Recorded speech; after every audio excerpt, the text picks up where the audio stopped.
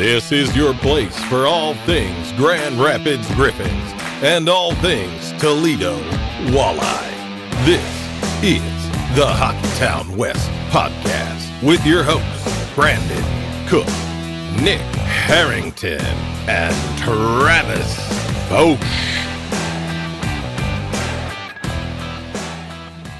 Well, we're back with a Toledo episode. Happy New Year, Walleye fans. Our first one of the new year for you guys. We missed the week of the strike, essentially, but we didn't miss much. We just missed hockey not being played. So we're back. The team's back, and welcome back to the Hockeytown West podcast, your source for everything Grand Rapids Griffins and Toledo Walleye hockey. Travis, man, I know we have a ton to go through. I think you're already dreading about how long this could go, but how are you doing? How is the new year treating you so far? New Year's Eve was in a snowplow truck for, I believe it was 14 hours. And it got to a point where I almost turned my headlights off so I could see because it was that white outside. So that was fun. Then it didn't clean up the next day, and then it took all of Friday to get it cleaned up. So crazy couple days for me, but not too bad. It was fun to actually watch games for Toledo again. I watched a lot of hockey outside of that, but we know. All in all, not too bad. Good stuff, man. Good. That's what I like to hear. Well, welcome back, everyone else. I hope you had a great New Year as well. I hope the year is off to a great start, and man, is it off to a great start for the Walleye, not just being back in action, but continuing their win streak that was going when we last talked. Before we dive into all that, though, if you're new here, please do us a favor and hit subscribe on YouTube if you're watching there, or follow wherever you're getting your podcast at. If you're watching on YouTube, hit the like button. Leave us a comment on what you think is going on with this Walleye team so far as we go throughout. And, of course, you can always comment and argue with our points if you think we're wrong. We do love those comments too, most of the time. Trev, the team is back. The ECHL is back. We've got to start there, obviously. The strike wasn't long. We missed, 2-3 games total? Three. So 3 games total missed, which at the end of the day is a lot better than what it could have potentially been, right? Like, it looked like it was going to get really messy real quick. Well, I don't think looked like's the word. I think it did. Yeah. I'm not going to lie. So I was getting slightly concerned. I wasn't overall concerned as a whole because I figured eventually it'd get done. Where I got concerned is when I started to see players talking about how it was the one offer was fair. That's where I was like, ooh, this might get real ugly real quick, just for the fact that it kind of looks like that's a kink in the armor for the players' side, which for us, we wanted them to get as much as they possibly could. So like that's where I was like, oh, this might not be short, but then literally like I think it was 5 hours later it was done, or like not ratified but done as a whole. But yeah it looked like I got nervous. There was one day in particular I was like, this is going to be a month, 2 months, this is the rest of the season, who knows. And the only thing I really dreaded the most on that, outside of not having Walleye hockey played, was what the hell are we going to talk about for the second show of the week? Like, is Grand Rapids going to get 2 dedicated shows, or we still talk? We're going to jump into the USHL. We're going to jump into the OHL. Like, what are we going to talk about? So I'm glad it's back. And I'm glad it looks like on all ends the players got the majority of their asks. It looks like they're going to be better taken care of. And that's all you could ask for, right, out of the deal. Like, you know, it got messy, and it was messy on both sides. The league was saying a lot of things that a lot of people didn't like. I think there was stuff coming out from the PHPA that some people didn't like. But at the same time, at the end of the day, that's how union grievances go. That's how these battles go. He said, she said. But at the end of the day, the deal is signed. Walleye hockey's back, and the deal is good for, I believe it was 5 years. Correct me if I'm wrong. It sounds like the term is 5 years, but we don't like have a proper like public of what it is. Like, no, there hasn't been a release of the full thing, so we don't really know what is what. But ultimately, you have 5 years of labor peace, so that's the most important thing at hand. Yeah, once we see like what it actually is and force Travis to read it and explain it all to us, then you have a better breakdown of it. Just make Nick Probably read an it. off-season topic, but at the same time, it's back. We're good. We're happy. And as soon as they come back into action, what's the first thing that happens is Swire gets a PTO with Cleveland. Never fails, man. Never fails. Never fails, man. I love it for the play. You love it for the player. You always love to see them get the opportunities. You hate it because it takes them off your team. Yeah, it's no different. I mean, just look at, and this is something we could talk about too. Like, he's gone, Hillebrand's gone, Moyle's gone, and they're still rolling. I mean, like, this just shows the depth of the team. I mean, Sawyer's a big piece of that blue line, and not to say there's other guys that aren't important, but like, he's one of your top guys. To lose a top guy is never easy. So to come out of the break down a guy on defense. Maybe not And quite still ideal. roll. Yeah, not quite ideal, but you find a way. Yeah, exactly. You find a way. And like you said, obviously Moyle and Hillebrand are still in Grand Rapids. You got GYLANDER back though too, which is nice. I mean, I know we've talked about it to wit's end on this show that he belongs in the American League, but I'm sure we're going to talk about his performances in Toledo. And at the end of the day, it's, hey, good for the Walleye. They've got a stud. 4 goalies too. Well, Nolan's in Cleveland. No, he's back. Oh, is he back? Yeah, they got Okay. 4. So you got 4. Anyways, 4 studs. No, I mean Gyro is obviously a stud, and we know what would have to take place for him to be back in Grand Rapids, and there's no signs of that happening anytime soon. So we'll just continue to roll with this, with the way it is, and the Walleye will reap the benefits of it, and Grand Rapids will continue to reap the benefits of having Sebastian Cossa still. That's about the best way you can look at this on a positive side. But we know Gyro belongs in the American League for sure. Outside of that, no other news and updates. Usually when it comes to a Walleye episode, it's about 10 pieces of news, and we finally get to the games about 30 minutes into the show. We should We get to probably dive into put the this games. out there that it's being recorded on Monday. So if anything happens from Monday to now, you know why it's not in the show. Yep, exactly. Unless it's breaking news, like breaking, Yeah. it won't end up in the show. So moving into the games, the first game back from the strike, they went into the strike on a 6-game heater, and you come out of that and go, all right, we've sat for a little bit. We've had the Christmas break. You missed those 3 games. Can they come out hot and continue the heater? Well, yes. Yes, they can. A nice 5-3 victory on New Year's Eve over Kalamazoo in Kalamazoo. Listen, I'm going to have to go to you because I had to work. I seen how everything was scored eventually. I think I got the pleasure of covering 2 games at once. It was I'm sorry. chaos. Yeah, it's all your fault too. Well, No, Nick was covering partially Grand Rapids. I was just covering the goals for Grand Rapids, so that was easy enough to manage both games. Look, in this one, you saw Kalamazoo come out hot. 4 minutes into the game, they take a 1-0 lead, and you go, uh-oh, we've seen this before in Kalamazoo, right? Like, for some reason, in Kalamazoo, this team it's a roller coaster ride. They can be good, they can be great, or they can be bad. And for Kalamazoo to come out that quick, you go, crap, this is going to be one of those bad games. But luckily, they tie it up going into the second period. Nick Andrews with his second of the season.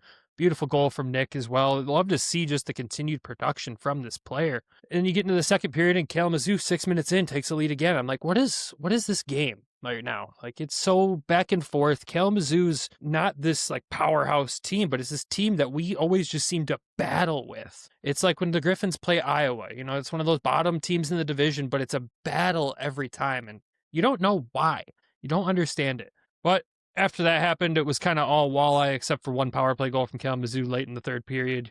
Walleye walk away with a 5-3 win. And what I would say the highlight of this game is for me is sticking with it. Not, you let them get the lead back twice and just being resilient and coming through and playing Walleye hockey as they, the style that they know and love to play, and kind of impose their will on Kalamazoo at a point where it really just felt like there was no stopping Toledo. They were just going to continue to steamroll through this game. I will say that, the 3 goals on Gyro, I don't fault him for the 3 goals. I think there's one, knowing him, that he's going to say, I want it back, but that's just the kind of gamer he is. But in reality, overall in the game, they just played their style. They didn't look like they'd been not playing for 2 weeks. Yeah, I was listening to it. I'll say that. I at least heard everything happen. Yeah, the resilience is huge. It just shows once they get to work and they find their game, they're a really tough team to beat. And the resilience to fall behind twice and come out of there with a win, that's huge. Yeah, I mean, there's 2 specific goals that I would want to talk about in this one. One is another shorthanded goal, right? Lewandowski gets a shorty. This whole play was just kind of chaos. Hillman makes a great move to get around a defenseman. Goaltender makes a fantastic save, but the rebound pops out, and Louis followed him. And I'm like, we're shorthanded right now, and you've got 2 guys streaking up ice. What are we doing? But at the same time, it works out, and Louis is there to kind of tap it in and get that goal. But again, I know we're going to talk shorties with a couple of these games, but here they are again, as I dubbed them the most lethal penalty kill in the ECHL. I'm about to say, if you need a penalty or if you need a goal, just take a penalty. That's what it feels like at this point. I've never seen a team be able to go out there and take advantage of a penalty kill the way this team has. It's nonsense, man. And I heard the other day, the Storm record was 20 goals shorthanded. they might catch that. And I think the league record was 24.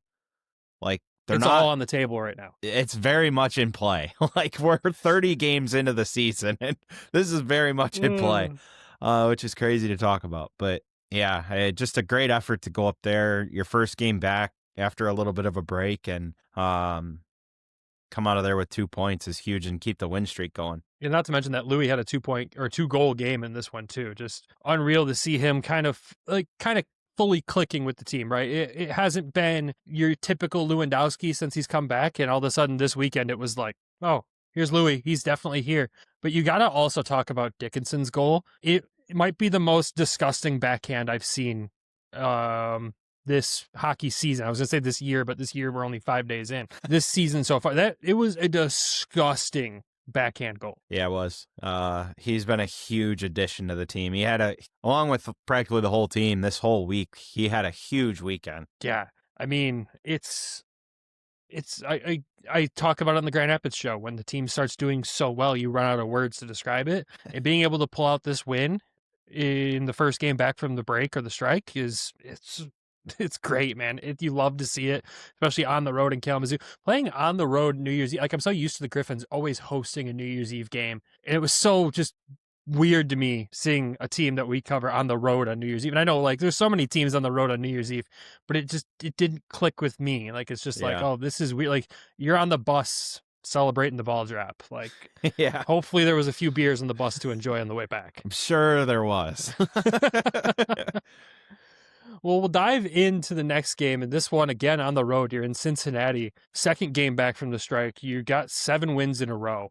Can you continue to do that? Well, Carter GYLANDER said, yes, we can, and gets a 4-0 shutout victory over Cincinnati on the road. What? He's playing really well. Like, he is playing at a level that's... We're going to talk about Carter a lot in this episode, rightfully so. But, yeah, he's just feeling it.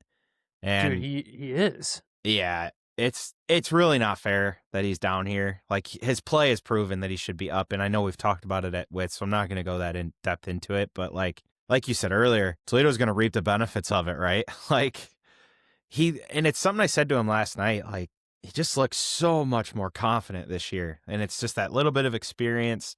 And like he even said in last night, like there's 4 guys here. We all want to play, so it's competition, and it brings the best out of everybody. So I thought he played great. Truscott with 2 assists. Like, he's really starting to find his offensive touch. Huck, I mean, what else is there to say? He's running out of words to talk about that man right there. Yeah. But what a brutal turnover for Cincy on that goal too, though. Absolutely. Yeah, it wasn't good. Yeah, you can't do that with him on the ice. Like, no. He's going to make you pay. I know you posted the highlight, and I'm like, all right, where is he? And I'm watching him, and I'm like, okay, nothing happened. Oh, they turned it over. Oh, he's wide open. Oh, God. All right, it's 3-0. Here we go. Yeah. Before we get too far, too, can you talk about the Lewandowski pass on Ambrosio's goal? Oh, my God. Yeah, that slap pass from the top, from the point. Yeah, that was pretty. There's a lot of pretty passing this weekend to talk about. That's definitely one of them. And to get the lead that early, it was like, all right, we're not chasing it. We're going to build on it. And they went to work on building on it. Another shorty. Like, you break the franchise record in what, your 28th game? 20, something like that? 25th game? Something like that? Like, come on. I mean, you're talking 3 out of the 4 games this weekend have shorties in them. And they almost scored one last night. They had a breakaway. They had a 2-on-0 last night and didn't score. Like, Louis like wanted to pass too much, and I was like, don't be be selfish, shoot the puck. Like, but yeah, it's one of those times where you got to be selfish, right? And obviously you said we're going to talk a lot about Gyro with this weekend, right? With the 3 games that he played. A shutout though in this scenario, obviously we saw like his last game in GR before getting sent back down was a nice shutout win to close out before the Christmas break. You get the 5-3 win, you let 3 in Kalamazoo, and how do you respond? You respond with another shutout. Like, that's every other game so far, shutouts since right before Christmas. That's an unreal statistic to look at for a goaltender like him. Yeah, he's just playing at an elite level, no matter where he's at. Like, if it's in GR or if it's in Toledo, he's playing at a really elite level. And his numbers that we'll bring up over these 3 games, you're going to hear them and you're going to be like, oh, wow. Like, I didn't realize that despite giving up 3 in one game. Like, you imagine what they'd be like if that was a 1 or another 0. Like, Yeah, I mean, even if it could have been 2, like that late Kalamazoo goal there, you're like, oh man, like that was a really late and a power play goal. yeah. Again, not much he could do on that one. So it's unreal. I can't wait to talk about those numbers more. And it's You look good at to go down to Cincy too on a Friday. Like that building was packed both Friday night and Saturday night, and they went in there and just took them to the woodshed, basically. Like, Yeah, you look at just the first 2 games though. It's the first 2 games out of the strike, and you go, okay, you were on a heater, you continue the heater, you're on an 8-game heater now. What was it about them that just shut down Cincinnati in that game? I think it's just the I think back to the one Kids Day game I didn't go to. I think it was against Bloomington. They had the lead and blew it. And Hawk, I think, said to Mark, like, this is like borderline unacceptable, basically. Like last year we got the lead and we shut it down. Like this didn't happen last year. So it's growth of you're starting to see they get the lead, it's over. Like you're starting to see that in this year's team. And that's, I think, what has stood out to me. Like once they get in front, they just lock it down. They get a couple goal lead and that's what it's starting to feel like for me. I don't know what you think, but that's one thing I've noticed, that since that Kids Day game to now, when they get the lead, it's done. Yeah, I mean, that's exactly what I was hoping you were going to say, because that is the biggest thing to notice with this team right now is once they get out front, there is no stopping them. And it feels very similar to the team last year, right? Like you looked at some of the runs that team went on, and you look at the roster now and go, the turnover was dramatic, right? It was a lot. And you look at the growth that you've seen out of some of these players as it's gone on this season. And I know when we first looked at the roster and our season preview in the first few games of the season, it was like, this team might not be contending for the division this year. And as the team's grown and gotten better and gotten closer, and they're all kind of finding their roles in this team, you're like, oh, maybe they still are. Maybe we get to eat our words on this one and go, yeah, we didn't really know what to think, because there was so much unknown with so many of these guys. In the beginning few games of the season, it looked like we might have been right, but the growth and the way they play the system, how they play the Walleye system that Pat, Chaz, and Brent have all put in place, they play it so well. They stay to their structure. They don't fall outside of like what is drawn up, what's designed. Like you can tell the design plays are there, and they do them well, and they execute almost perfectly every time now, where you might see a play in the first 10 or 15 games and go, you could see what they were trying to cook up, but it just kind of fizzled out because someone wasn't in their position, or someone made a mistake, or someone just didn't see the open guy. And now you don't see that. Yeah, I'll say this. Like I didn't think they would be in first for most of the year, right? Like I thought like 2 or 3 was kind of going to be where they'd fall, just because when you implement this much youth, well, it can be great, and you're seeing the great part of it right now in this run. They're ultimately rookies, so they got to get used to the pro game. It's a big adjustment. It doesn't matter where you come from, whether it's junior, whether it's the NCAA. Like it's a step up, right? And like I think the one thing for me that like I had it like that, and that was my thought, is it's like you see these guys leave. Like initially, Louis gone, Bliss gone, Spezia gone, Chaz not coming back. Like at least in the playing aspect, he's here coaching. But like you look at the roster and how much it switched, especially up front. Like the decor is practically the same as it was in the playoffs last year, which really helps. But up front, I really wondered where the goals would come from. Like that was my biggest concern. And like, listen, like there's a couple guys, like if they get going, like you're going to really, like some guys haven't like popped yet in this year, but you know, they got it in them. And it's like, man, if they find that gear with all these kids going the way they're going, they're going to go as far as they want.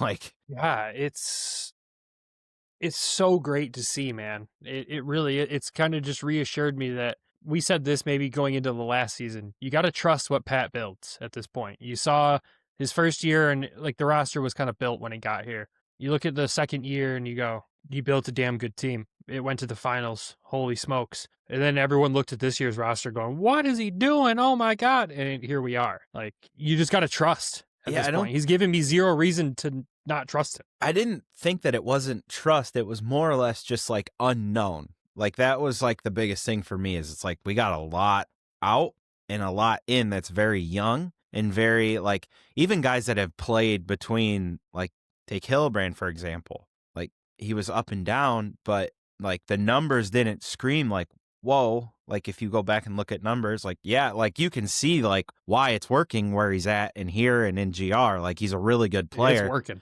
But like you just don't know what to expect because you're not familiar with the player. And until you see them for like a month, you're like, okay, I get his game. And he was the first guy in the preseason game. I'm like, yep, that guy is going to be a problem. No matter where he's playing, he's going to be a problem for somebody.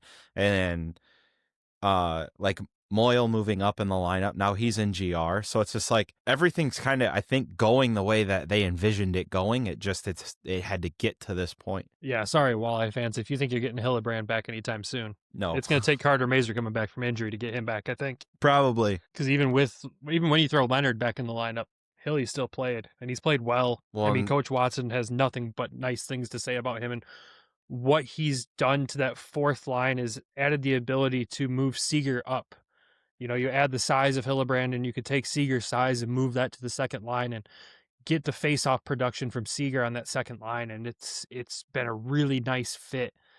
And, I mean, even Moyle, I think the only reason that he hasn't played the past couple of games in GR is that he's out with an injury right now. He's day-to-day, so that kind of sucks to hear that news. I wondered if they were just getting Deuce back in the lineup, but Deuce has been so up and down with the team, and he's one of the only players that I know Coach Watson specifically said that he's been out of the lineup for performance. And you go, oh, okay. And then you saw Moyle slot in, and you add Moyle's speed to Bansel and Hildebrand's size in the American League on a fourth line. Good night. That line just shuts everything down. So yeah, sorry guys, we'll keep him. I don't see how they don't sign him to an actual AHL two-way deal. Like it's got to happen here soon. There's no way it doesn't. Bob mentioned on the broadcast one night that it was an AHL deal, and I was like, whoa. And then I had to go look at all the contracts and be like, oh no, it was still just a PTO. Dang it. Bob got me all excited for no reason. But yeah, Hilly's been a wonderful addition in GR. But enough of GR. We'll talk about them on the GR show, obviously, this week. And if you haven't checked that out yet, make sure you do. It's already the one posted. It's always the first episode of the week. We're going to hit a quick ad break. When we come back, we got 2 more games to talk about, the 3 stars of the week for the Walleye, and the update on the ECHL standings since play has returned. So all that when we come back. The jaw-dropping moments that make hockey, hockey. Experience them all with DraftKings Sportsbook, an official sports betting partner of the NHL. Missouri listeners, listen up. DraftKings Sportsbook is now live in the Show Me state. New customers, this one's for you. Bet just $5, and if your bet wins, you'll get $200 in bonus bets instantly. Download the DraftKings Sportsbook app and use code THPN. That's code THPN to turn $5 into $200 in bonus bets if your bet wins. Partnership with DraftKings. The crown is yours. Gambling problem? Call 1-800-GAMBLER. In New York, call 877-8-HOPE-NY or text HOPE-NY 4676369. In Connecticut, help is available for problem gambling. Call 888-78-9777 or visit ccpg.org. Please play responsibly. On behalf of Boot Hill Casino and Resort, Kansas, pass-through of per-wager tax may apply in Illinois. 21 plus age and eligibility varies by jurisdiction. Florida and Ontario, restrictions apply. Bet must win to receive bonus bets which expire in 7 days. Minimum odds required. For additional terms and responsible gaming resources, see dkng.co/audio. Limited time offer. Copyright NHL 2025. All rights reserved. And welcome back. All right, game number 3 of the week. Still in Cincinnati after shutting them out the night before. And you go, what's Cincinnati's response going to look like? Well, they scored a goal, but they needed to score 8 to win this game. Toledo wins this one 7-1. Trav, I know you watched this one more thoroughly than the other games. What the heck happened? I believe the only term for this is called a shit kicking. Oh, yeah, that'll do. I mean, they just beat the brakes off of them. Like, there's no other way to say it. I mean, it was just dominating, like the whole game, start to finish. Yeah, I mean, you put up 7 goals, and I don't see that Hawks scored a goal. I don't believe it's real. That's the crazy part about it. Like, he didn't even really get in on the fun with scoring a goal, and they still hung 7. He still had 2 points, but yeah, 3 points. He had 3 assists, but yeah, you hang 7 on them without him scoring a goal. You go, all right, well, remember that conversation we just had about wondering where the scoring would come from this year? It's everywhere. Yeah. and like another shorthanded goal. Shocker. It's just insane. Doesn't make sense. It was a beauty. It was, man. That was a great shot by Pellikka. Like, of all people. I was like, what? I saw it come across like the Twitter notifications. I'm like, Pellikka, shorthanded goal. All right. Add another guy to the list of shorties this year. There we go. Wah had 2. Like, he's really starting to find the scoring touch. Jurisic, man. I like this kid. Dude, yeah, let's talk about I like him. this guy. We have the second game, 4 right? goalies, and I like them all. Like, this is his second game. Yeah, he has like a .950 save percentage in his 2 starts. You know, for someone that hadn't played a game since March, looks pretty good. Yeah, not bad, huh? Like, what is it about his play style that makes him so good with this team? He's different, man. He's like jittery in the net, but like a controlled jittery. It's very fun to watch. Like, you see him move, like the way he moves in the net, you're like, it's like not normal. I feel like it's very fast. Like, his head movement's very fast. It looks like he's like just very like amped up on sugar or something. Or he had like 5 espressos before he played. Guy downs a 6-pack of Red Bull before he hits the net, you know? I'm telling you, it looks like that, but hey, it works. And he's really good at playing the puck. But yeah, to find a guy off the couch in the middle of the season and to come in here and hang the save percentage he has in this 2 starts he's got, it's quite impressive. And I would think how they're going to handle this is it's going to be Carter play, and then one of Nolan and Jurisic back up, and then it flip-flops. One of them starts. Carter gets maybe a night off, and then Carter plays, and the other one, it's going to be a weird rotation. It's going to be Carter. Carter's going to carry the workload for sure. Yeah, as long as he's here. Yes, yeah. I mean, that makes sense, and that's 9. how it should be. Yeah. But this guy's got a 950. And Nolan's been good, too. Like, Nolan's been great, man. He's been, one, he's just a vibe, but 2, he's been fantastic in net. So this is what a weird situation that we find ourselves in now. Carter said it 4 best goalies last night. that can play. He said it the best, man. I asked him, and he's like, the goalie union has got strength in numbers this year. Listen, they had 3 most of the last year. This year they got 4. I'm like, you feel bad for one guy in the situation. It's Liam. Yeah, you really do, but he's still here. He's still part of this. Like, and he's been excellent when needed. Yeah. He had the one bad night, but that was not his fault. And Pat even said that in the postgame. He's like, that was not his fault. We played awful in front of him. But like, to see him play now with the way the team's playing, you go, oh, what could it be?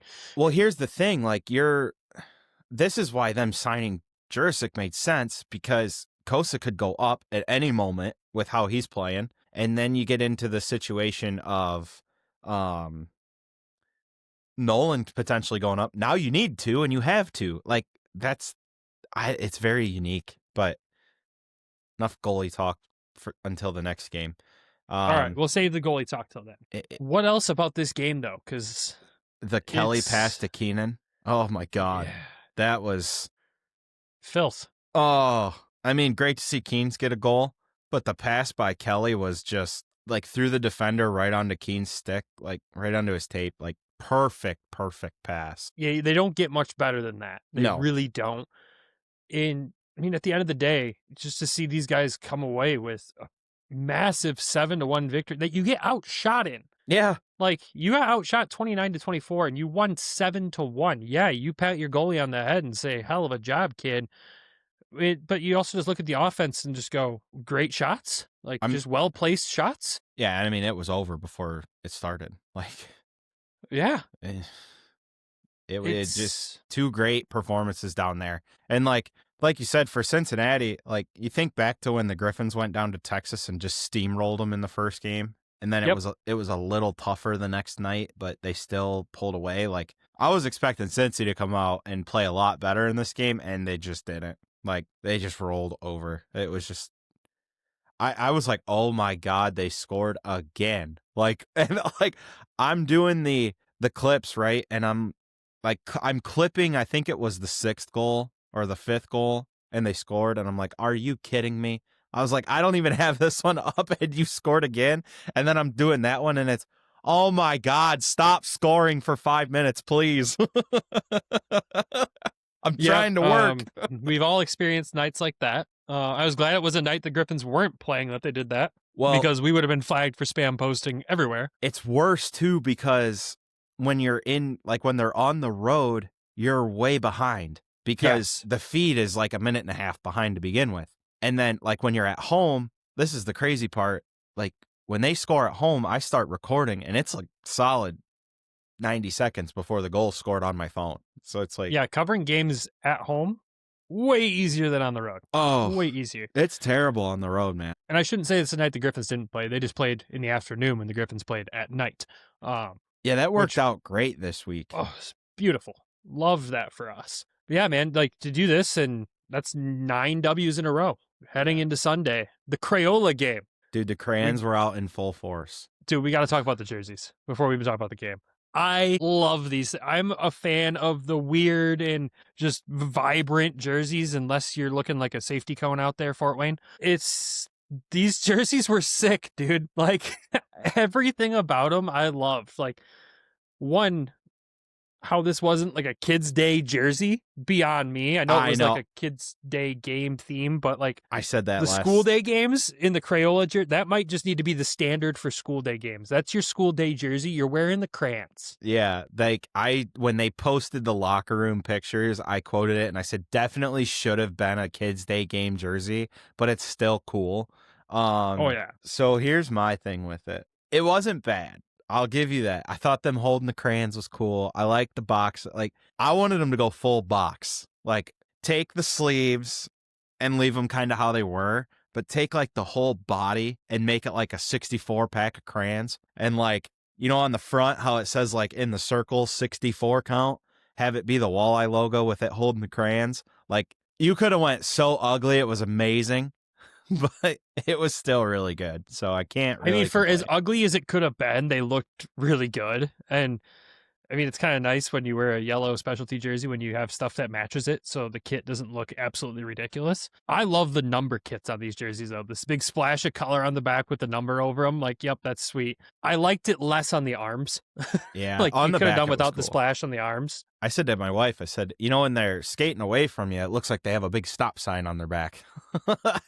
It's like the youth jerseys where it's like, don't body check me. It says stop. Yeah, it says stop and it has the stop sign on it. Yeah. But back to the actual game and not just gushing over crayon jerseys. It might be my favorite theme night of Toledo this year, honestly, so far. I know there's some good ones, but I freaking love it. But to the game, you got Bloomington in town and you're 9 wins in a row. Can you extend it to 10? And they do. 4-1 victory over these guys. Carter GYLANDER stops 20 of 21 in this game. Looks fantastic. It's just how? We're at 10 wins in a row. How? They're rolling, man. Like, I said the other night when I shared our post, I think it was on Facebook. It might have been Twitter and Facebook both. I was like, wagon's rolling. Like, get on now while you can. Dude, for real. Yeah. This was a much tighter game as a whole than the last two were. I'll say that. Remind you that Bloomington's a much better team this year than they were last year, too. They are. And I will say this was a low-key elite jersey matchup because I really like the black Bloomington jersey. It's sharp. Dude, those are sick. It's really sharp in person because that blue and red pops with that white border on the black. It's sweet. I said to Gus, I'm like, I said if they didn't look like pajamas at the bottom and there was a stripe on the bottom, like it would be elite tier for me. It's much better than the third jersey last year. Oh, God, the fucking candy cane thing or whatever that was. Barber pole. That was bad. But here's the thing, and I still, like, I thought about this all day at work because I'm a complete sicko. Like, what the hell was Jacob Truscott and Dylan Moulton doing leading a 2-on-1 rush to open the score? We don't ask how, but, like, for real, what were they doing? Well, it's funny because Moulton's like, I seen it was Truscott, and I was like, maybe I shouldn't go. But then again, it's a 2-on-1, and we got 3 guys back.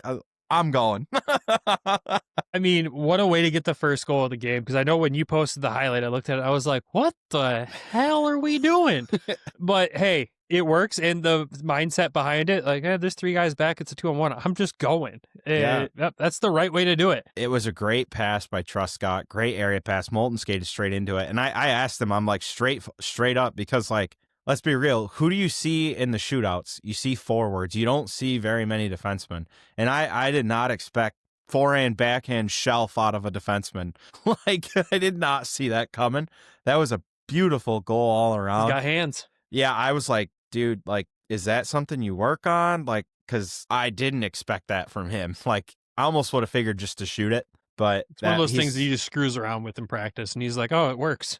Yeah, I was like, I didn't expect that from you, but I was pleasantly surprised. And that got it going, right? And just all around the Wah goal again, great shot, phenomenal shot coming down the wing off the rush like that. And then like Bloomington gets back in it. Carter, really no shot. Like 2-on-1 cross crease play. Like I was like, honest to God, I was starting to think about it 5-6 minutes into the second period. I'm like, this dude's about to throw up another goose egg. And I didn't say anything to anybody. Like I just was like sitting there thinking, I'm like, man, the way we're playing right now, we're controlling the puck. We're not giving them a whole lot. Like I was like, man, he might go back to back. And ultimately they scored, and he played well overall too. But McCourt on the power play, getting that right back was huge. And Bain talked about that too, which we'll get into why I talked to Bain. Why that was such a big goal, because like Bloomington had just gotten some life, and then you rip it right back out from them. So that was, again, to where it's like I was saying earlier, like they get the lead, they shut it down, they nix it right away, and they got that goal back quickly. So that was huge. And then well, before you move on, we got to talk about Courtsy too, because I failed to mention that on the New Year's Eve game, his assist on Smirnoff's goal, he took over the all-time points by a defenseman record for the Walleye. So over credit to 100 him. points. Give him the flowers where he deserves them, and what a week he had. Yeah, he's something, man. He's a pain in the ass to play against, and he can produce numbers. That's the best way to describe Riley McCourt. But yeah, it's nice having Courtsy back on this team. It really is. Yeah, and the power play's leading the league. Like, it brings a different vibe, man. It really he brings a vibe to this team where even when they might look like they're down, you could tell he's that guy that's just out there saying something stupid that's funny to pick the guys back up. Yeah, he got shaken up too. He left the game for a little bit, but came back. So it was good to see him come back. And then I seen him after the game, and he had like it was like a purplish outfit on, like a purplish suit type thing with blue shoes. I'm like, just a vibe. I'm like, what? Like that's Riley McCourt in a nutshell. Like 32 Thoughts is out here having an argument about a brown belt and with navy and brown shoes and how that doesn't match. And I'm like, dude, we got a guy down here in a purple suit with blue shoes on. Like, first, why is 32 Thoughts arguing about clothes? Second of all, yeah, it's a vibe, dude. Like, I'm here for it. I am here for that. And if you don't know who Riley McCourt is, we'll preface it with this. When we interviewed Hawk for the first time, and you were like, I got to ask you about one guy, Riley McCourt. And his answer is just, oh, geez. And then it was, do you have little brothers? Yeah. Yep. He's a fun dude. I'm very happy to have him back on this team. Yeah, but the weird thing we got to talk about. Yes, this goal. The empty net goal. So I said this to Hawk after, because he came out and talked to me for a couple seconds last night afterward. And I'm like, you want to talk about confused was me, because I was downstairs already getting ready to do interviews.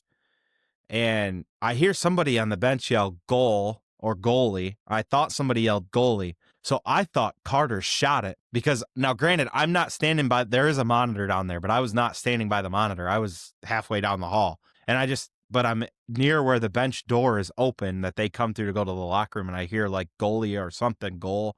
So I thought Carter scored a goalie goal is what I thought happened. And I was about to be pissed because I missed it. So I walked over to the thing, and right as I got there, I see the face-off, and I see the guy just win it straight back. I thought it was a face-off shot. Like, we just took the shot. No. Not what happened. They won it into their own net. And it was funny because while Hawk was talking to me, he goes, over 400 games, never seen that before. And I'd never seen it. That was one thing I said to him. I'm like, dude, I've watched hockey for, well, I'm 28. You can't really count your first maybe 4 or 5 years of life because you're not going to remember much. Call it 20 years, 23 years. I'm like, I've never seen anything like that. No, that's how you know everything's going wrong for you as a team, when you win the draw into your own empty net. Well, between that one and the goal Bucco scored in Cincinnati where it went off the defenseman's skate into a wide open net, I'm like, you're living right, guys. Like, this is just this is how it goes. Things are going well. Very. Yeah, that was a bizarre goal. Beautiful to see this team walk away with yet another win. And, bro, we're talking 10 straight. Double digits. I know it's not the Griffins who are like at 15, but. Yeah, but bad things happened once we got to 15 and we lost one. No, we talk about it every season with this team. They're good. Pat and this team are good for a couple of runs, right? And same with Waddy when he was there, obviously, too. Pat Mickish is always good for a couple of runs in a season. We're at 10 now. We're at the first one. We're in the middle of the first one. And correct me if I'm wrong. I don't know why, but this feels earlier than other runs that we've had. Well, yeah, one year they went into the playoffs winning like the last 14 or whatever it was, and then the next year it was something very similar to that, and they got into the like 20s. So it's just like, yeah, it's definitely earlier, but I'm not going to complain about it. No, you don't complain about it. And you kind of like, again, you go back to the beginning of the season conversation. What's this team going to be like? And here we are finding the success that we usually found in like February, March. We're finding it in December and January. Oh, shoot. That could be dangerous for the rest of the league. Like they quietly, and we'll talk about it, they were like, I want to say like 9th or 10th with points percentage at one point, and now they're like 4th. Like, yeah, they have rose quickly, but when you win 10 in a row, that generally happens. Yeah, I mean, it's kind of, when you're a fan of this team and you're used to the success, it's what you expect, right? But then it's just another one of those things where you step back and you realize like how damn lucky we are. It's insane to see teams like this continue to just put these strings together. Like there's very few teams that go on 10-game heaters in pro hockey. Very few. And they've done it like every year for the last 3 or 4 years, it feels like. Christ, at one point, Cossa was 10-0 down here. And like he won 10 straight on his own. Yeah, I'm used to that now, but it's just kind of what he does at this point. It's insane, man. But the funniest story I think out of all this, personally for the show, is that until this team loses again, you won't see a post-game interview from Pat Mickish, will you? Probably not. You're probably not. That's a superstitious guy, folks. I love it. Man, I'll tell you, it was so funny. Like, I was having a conversation. I'm like, what do you think the percentages are that he even walks over here? And we were like, oh, 0. And here he comes. And I'm like, you sure you want to do this? And he's like, yeah. He goes, the only reason, I forget why he said the only reason he gave me Boehner and Chaz. And I'm like, whoa, stop. I was like, you guys are on a 10-game heater right now. You haven't talked to me for 3 weeks. And now you want to talk to me? Good call, he says, and turns around and goes, I'm going to go get Boehner. I'm so jealous of the relationship you have with the team down there because it's so fun, but it is so wild. Like when you think like how superstitious you are. I'm superstitious when it comes to hockey too, folks. I really am. Like I listen to the same playlist on the way to the rink every single game. Like there's an order that's done. I wear the same color shoes to every game. And there's certain things you'll remove as the season goes along, but with the way the Griffins are rolling, I haven't changed much. Hell, I just finally like evened up my beard for the first time this season during the break. I was like, they lost New Year's Eve. I was like, F it. I can finally get things realigned here and look more human and not like Travis over there. I'm terrified to take care of mine at this point. Like, hey, you can't. You're screwed. Pat might kill me. he probably will, and I'll support him in that. Dude, I love when the coaches play into the superstition. It's fun. It just makes it more fun, and being able to share that with the fans is really fun too. Well, like there's a reason you didn't see those blue jerseys for a while one season. There's a reason. It was very clear. I think everyone realized why once they put 2 and 2 together. Well, Pat's a funny dude. Here's the I'm thing, gonna miss his post games, but respect it. I was like, he came over after he walked away. I still looked at Brady and I was like, there was no way I was talking to him. I was like, there's no way. No, because the last time you talked to him was after a loss, right? Oh, no. But it's the fact that he stopped coming over and they just kept winning. And I was like, can't change it now. Yeah. Like, yeah, I mean, at this rate, you might not hear from Pat till the playoffs. That'd be something. I mean, we've seen something like it up here. So yeah, that's very true. It's all possible. It was just a very funny moment last night. And like, could you imagine, like, this is, for those of you that don't understand the difference between like the post games at Toledo and the post games at GR, like Brandon, if he said that to Dan Watson, would get escorted out of the locker room. Probably. Maybe not. Depends. I think Waddy would understand at that point, but it's like, it's certain guy, like you request who you want to talk to. Sometimes you get told yes, sometimes you get told no. it's very NHL media like in the AHL. For you, completely different story. Yeah, it's a very special thing that they let me we do don't it take on it for my own. granted either. No, not at all. I mean, like, so here's like another thing with this too that we can that I'm comfortable enough to share. Like, so pretty much every game it's me and Mark downstairs. So when I first started doing this last year, I just tried to stay out of Mark's way. He's been the guy.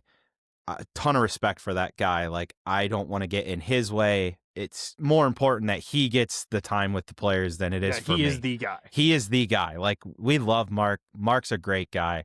If you don't read his articles, sign up for The Blade and read them. He's an excellent writer.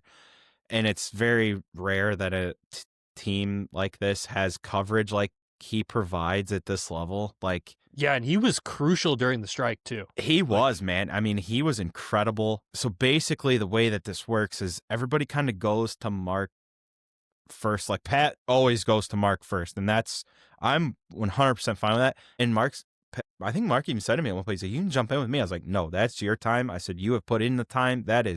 You are far more important than me. I am a sideshow in this whole thing. Like, I'm the monkey over here that's like just not that important here. So I always try to let him get like everything he needs, and I'm way off on the other end of the hallway. So then they come down to me. So it's a very, very special thing that they allow us to do, and to not do like a full scrum like that's pretty special. Be able to do one-on-one like that, it is special, and we can't thank the Walleye enough for allowing you, the sideshow, to do that. And Mark, because he's been so great with us. He's been on the show multiple times. I'm sure we'll get him on here soon with his thoughts. And he's about due. Yeah. Well, we were gonna. I brought it up to him at one point, and it was just like right at the end of high school football. So, and then the strike happened. So, I'm sure we'll be getting synced up with him soon. Yeah, to have that relation, like at the end of the day, like the team appreciates it, right? Like you said, there's not many teams at that level that get the coverage that the Walleye do, but they deserve to have the coverage, and that's why they get it.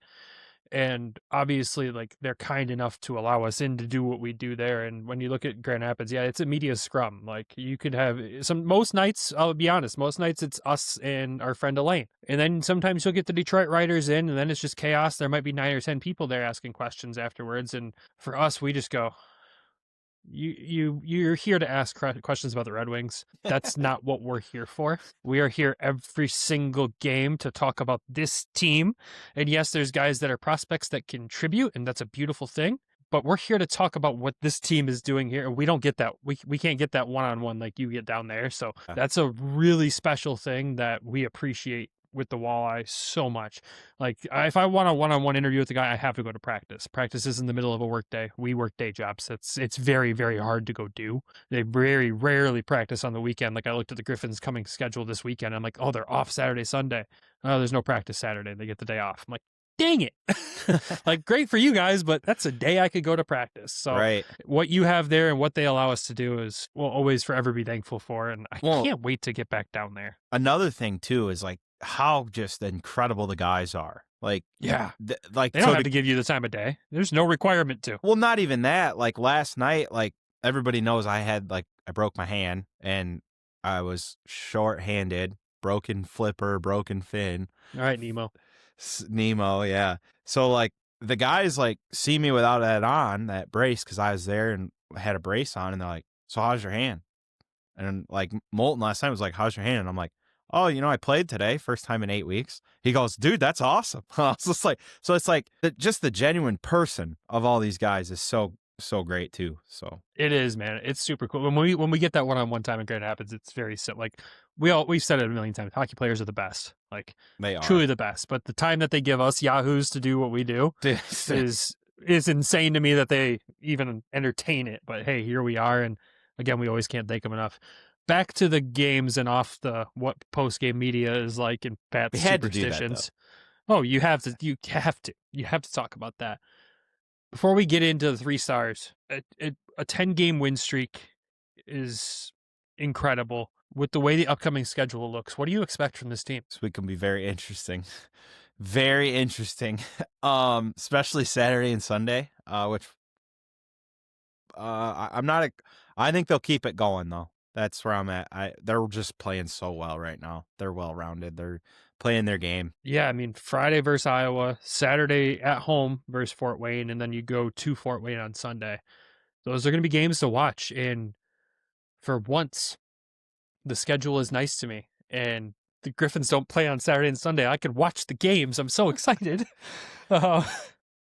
Especially when it's those two going up against each other, because it truly feels like that's the measuring stick of the league, is these two teams right now. Besides that one in Wheeling. We'll talk about them in a minute. Well, that one in Florida, that's becoming a monster quickly. All right, we'll get there. But yeah, as far as the division, yeah, I mean, that's the two big dogs of the division. They've kind of been the measuring sticks of the division for the last consistently a decade. What? I hate to do this to him. Please tell me you saw Jalen get walked in overtime the other night. Dude, well, it's kind of... I felt so bad for him. I did too, but it's kind of impossible not to with the Toledo fans. I mean, like, they're ruthless. Once you don't play here anymore, they don't care. Yeah. When it's in-game action, they don't care. As soon as the game stops, they'll be your best friend again. But, oh my God, I was like... Yeah, that was tough to see. It was tough. The guy. It was a good move by the guy, though. It was a beautiful move. I mean, that's beside the point. He's one man back, and you're just like, what do you do, right? Sorry, Jalen, if you still listen to us at this point. I saw it, and I was like, oh. Then I was also like, dang. And then I was like, well, he doesn't play here. I had the mentality for like 3 seconds too. So don't worry, Walleye fans. 3 stars of the week, unless you have a thought to add to that. I'm sorry. No, we'll go to the 3 stars, and I'm not gonna lie. It's 1 star. We have a number 1 star, but I thought about this more as the day went on. I listed a couple names out, and then I forgot there was a 4th game involved, the New Year's Eve game. Okay, the second and the 3rd star. You know what? 3rd star is the defense, 2nd star is the offense, and the 1st star is goaltending led by Carter. Like, all right. I'll say, like, I'll give Matt his flowers. He was incredible, but as a whole, I got to go with Carter. Christ, he was 3-0 with a .950 save percentage and a 1.33 goals against average in the 3 games he played. So I'm going to... Allowing 3 goals in one of those games. Correct. Insane. Great goaltending. Yeah, rightfully first. Obviously, Matt gets the flowers in there, too. I can't wait to see your first star of the week graphic. Is it just going to be both of them? I might just put the goalies and then just put, like... I approve that 100%. Yeah, like you said, defense and offense, incredible. The original list that you did have here, you had Nate Waugh at 3rd star with 3 games, 3 goals, 3 points, obviously. Because I forgot the 4th game, everybody. Yep. Then you had Truscott at the 2nd star there as well.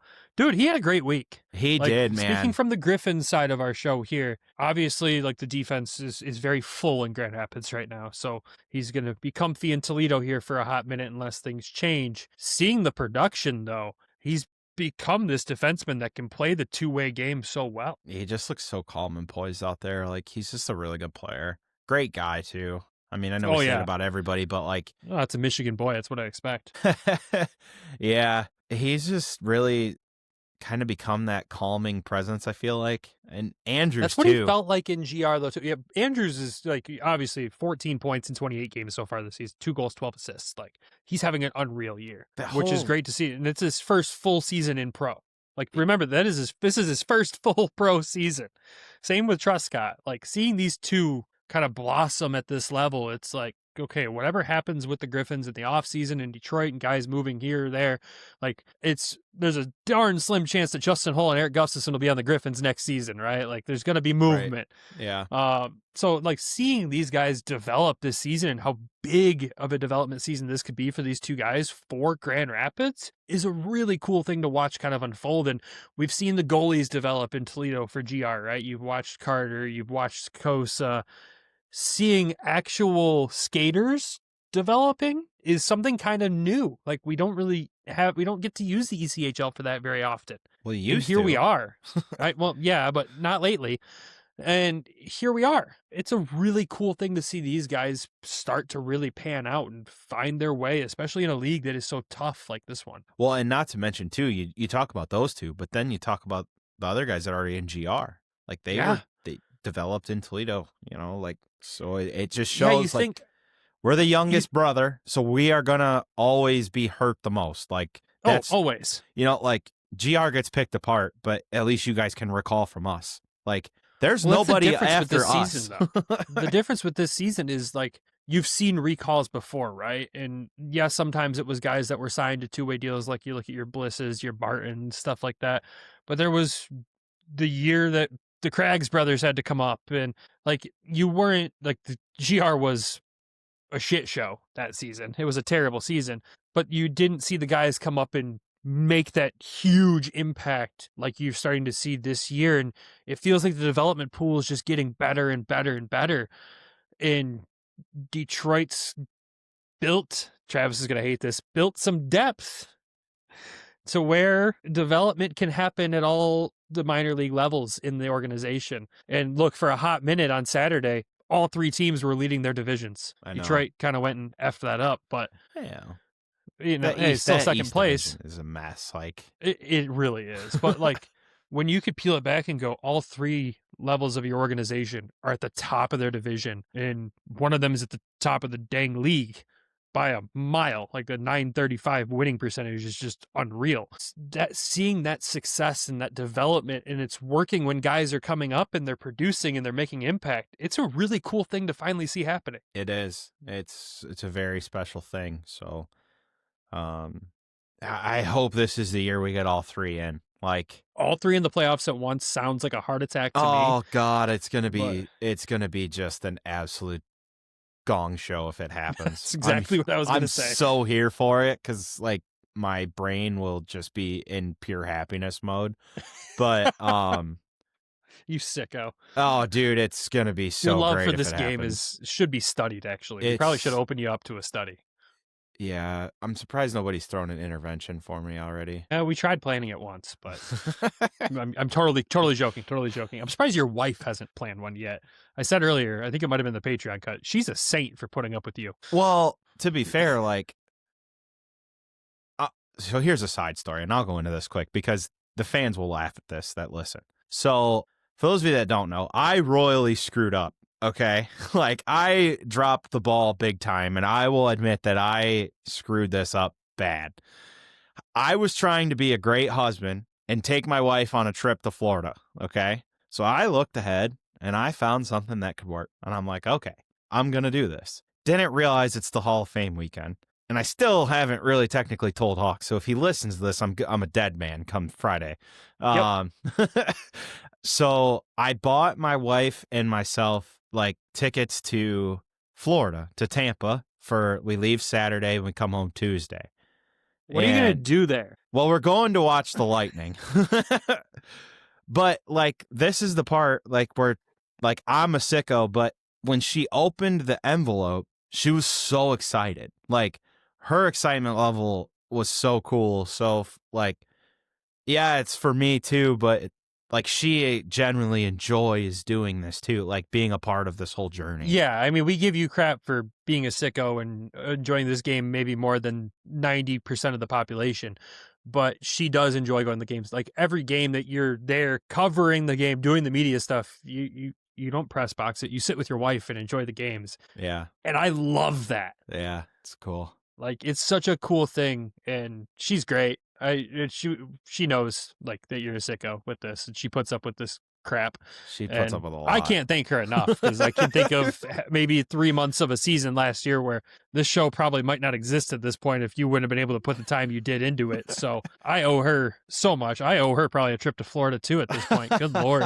But no, like it's so cool to see that you guys get to enjoy that together. And for the fans that don't know, you guys are trying to go to every single NHL arena as well. Yeah, I just really dropped the ball with because scheduling on the Hall of Fame weekend when there's guys being inducted to the Hall of Fame that have been on the show. Yeah. Yeah. No big deal. Well, and I will say in my defense, I was told by somebody, and if he listens to this, he knows who he is. It's no different than if it snows that day and I wouldn't have been able to go anyways. You know what? That's true. And it probably would have, knowing your luck. Probably. Because I think that happened recently. Yeah.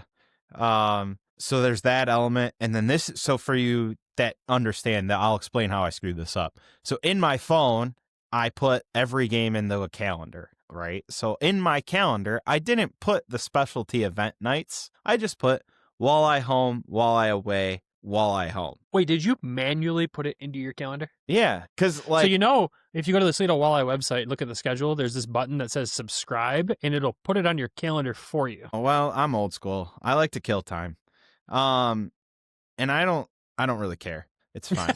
If you see my notepad in my phone, you'll understand why it's this way, because it's nothing. It's literally hockey. But so I put it in there as home, away, home, like, and I share it with my wife too. So that's part of the reason I did it. And I just did it one day, and I'm like, oh, I would only miss one game, and then I did it, and like 2 days later, I was like, oh, you just screwed up big time. You idiot. No, it's cool. You guys will have fun in Florida. I'm jealous, except I'll be going to Florida in February, so I'm not that jealous. I'm kind of excited for that. But no, it's just fun nonsense stories to end this episode. Yeah. I mean, Yeah. what else That's what this is all about. Yeah, I mean, you gotta live a little through the fans too, and they gotta get to know you a little bit. So that's a little insight into my chaos life. Well, our lives are all chaos. You want to know about the chaos, subscribe to Patreon. That's where all the chaos usually goes. Trust us. Patreon.com/Hockeytown West Podcast. Anyways, standings update real quick to wrap this one up, since Travis does have to edit this one, and I got to be sensible to that. Central Division, Toledo leads the division. Beautiful thing to see. Beautiful thing to see that we overtook Fort Wayne with a game in hand.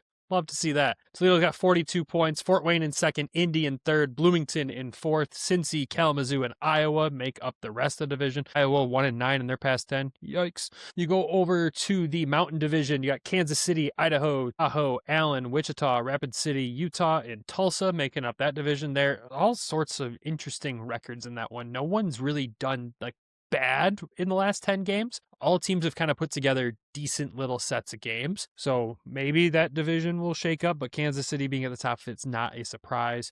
When we head over to the Eastern Conference here and you look at the South Division, you got Florida 8-1-1 in their past 10, Atlanta 8-2 in their past 10, and South Carolina 7-3 in their past 10, making up the top 3 in that division. That division, I think, is going to be spicy like last year, which hopefully means they just all battle it out during the regular season, and then the top dogs just get bounced in the playoffs like last season. Dude, that's the hope. That division in the playoffs, whoever that fourth team is, like, you're entering right now that, it's Greenville, so you're entering that like with who just signed Brian Moore. They did. Crazy. Absolutely wild to see that signing. But you got to remember, last year Orlando went in that 4-seed spot and knocked out the top dog. So I think they were. Wasn't it in 4? So. It was in 4 or 5. It was quick. It was the shock of the playoffs, honestly. Yeah, like, you're the 4 seed in that division. You're going up against the Giants right now. Like, yeah, but you just hope the Giants battle it out and hurt themselves enough or wear themselves out enough to where you can go in and pull a move like Orlando did last year. Speaking of that division, there's a freaking goalie fight last night in that division. Or 2 nights ago, whatever it was. I think it was yesterday. That it was Greensboro it was part and of that South division. Carolina. Yeah. That was interesting. Love I haven't seen a goalie fight in a minute in the pros. You've seen them in the USHL and stuff like that this season, but I haven't seen one in the pros in a minute. And of course, Greensboro was involved. We'll get to them in a second. The rest of that division goes Savannah, Jacksonville, and Orlando. Probably not going to be the 4th seed to try to knock out the 1 seed this year in Orlando there. Probably not. But hey, 4-3-2-1 in their last 10. They're doing something. Still too much sun. Way too much. I'm just jealous of it because I haven't seen it in like 2 weeks. Anyways, we go to the North Division. Wheeling at the top of that one, still just not really doing their Wheeling thing they started the season doing. 6-4 in their past 10 now. Yeah, I mean, they're dealing with call-ups. Had a couple guys leave, couple call-ups, couple guys leave to go overseas before the strike. So that hurts. It does. It adds up quick, especially when you look at like Pittsburgh making a trade and a guy doesn't report to their AHL team. That's tough. And that contract got terminated today. Tough scene for that organization. So they're going through it right now. Second place in that division, Adirondack, still. I believe they were second place last time we talked here. You got Reading in third, Trois-Rivières in fourth, Maine in fifth, the Railers in sixth, seventh place Norfolk and Greensboro at the bottom of the division again. 1-8-1 in their past 10, but they had a goalie fight, so people loved it. Yep. People love violence, man. Of course, the Chiclets sponsored team would have a goalie fight. It all seems to make sense. It's adding up. That rounds out all the divisions in the ECHL there, and that's where we'll wrap this episode up. If you made it this far, thank you for tuning in and listening to all of our rambling on the Toledo Walleye. As always, our second episode of the week is Toledo Walleye focused. The first episode of the week is Grand Rapids Griffins focused. If you haven't checked that one out yet, make sure you check it out wherever you get your podcasts or on YouTube. And if you haven't yet, please hit subscribe to the channel there because that helps us out a ton. Before we wrap up the episode, we got to thank our sponsors of the show, of course, DraftKings and Everything Hockey Clothing Company. When you're betting with DraftKings, use code THPN, and when you're shopping at everythinghockey.com, use code WEST to save a few bucks off your order, and it directly supports the show. And we got to thank our Patreon members as well. Without them, the show would not be possible. And this week, we've got Michael Alsante, Alan, Lori, Derek, Griffin, not from GR, Elaine, John in Florida, Tyler Engels, Bryson DeChambeau is elite, Joe Schroeder, Peter Grell, Darren Schwartz, and Zach. He's just Zach this week. No extra sports thing in there. So thanks, Zach, for not reminding me about my football team sucking and losing their bowl game. We should have talked about the college football playoff a little bit somewhere in this episode, but I'm sure we'll figure that out in the GR Patreon episode as well. And if you want to join all those lovely folks, head over to patreon.com/Hockeytown West Podcast. Ohio State lost. It's beautiful. Anyways, with that, everybody have a fantastic week. And as always, go Griffins, go Walleye, and we'll talk to y'all again soon.